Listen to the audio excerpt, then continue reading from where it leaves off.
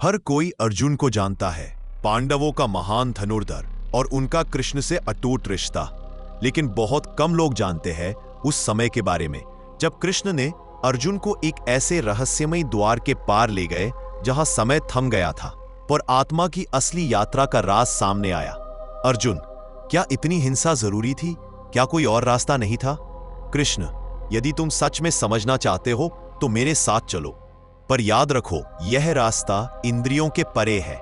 यह है क्षेत्र ब्रह्मलोक, जहां आत्माएं पुनर्जन्म की प्रतीक्षा करती है। ये तुम ही थे किसी पिछले जन्म में। तब तुम एक क्षत्रिय थे जो अपने धर्म का पालन नहीं कर पाए, इसीलिए इस जन्म में अर्जुन बनकर वापस आए अधूरा धर्म पूरा करने। यह युद्ध शक्ति के लिए नहीं था, यह धर्म की स्थापना के लिए था।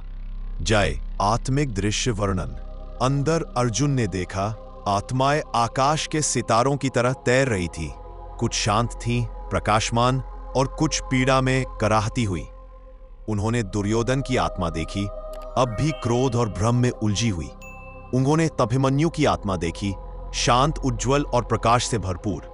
गुफा से बाहर निकलते समय अर्जुन हल्के महसूस कर रहे थे, सिर्फ शरीर से नहीं, आत्मा से भी। अब उनके मन में कोई प्रश्न नहीं था। वे झुक गए कृष्ण के आगे, मित्र या सारथी नहीं, बल्कि संपूर्ण सृष्टि के मार्गदर्शक के रूप में।